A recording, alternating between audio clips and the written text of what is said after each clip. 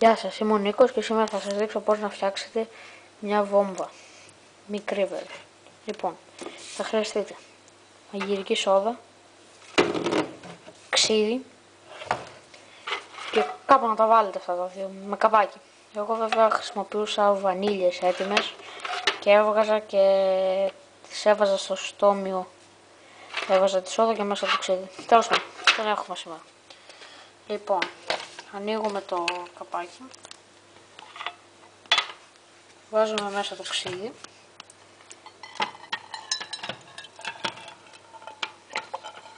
Όσο ξύδι θέλουμε, ανάλογα με την έκρηξη που θέλουμε να κάνει.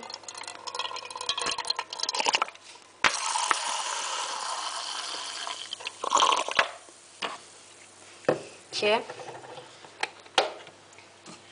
βάζουμε σόδα.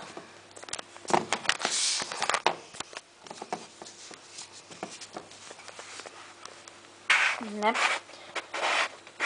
τεχνικά προβλήματα στο καπάκι.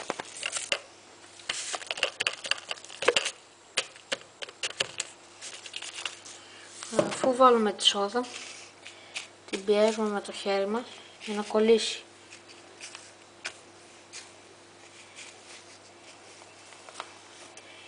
Σαν χασίς φαίνεται. Κοκαίνη και έτσι. Λοιπόν, παίρνουμε ό,τι έχουμε πάνω στον πάγκο, παίρνουμε τον εαυτό μας και τοποθετούμε το καπάκι σε 3, 2, 1.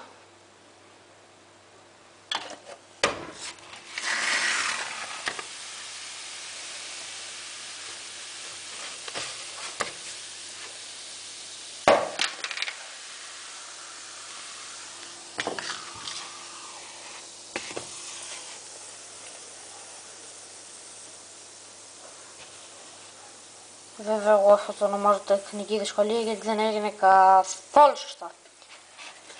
Τέλος πάντων. Ό,τι ήταν να γίνει έγινε.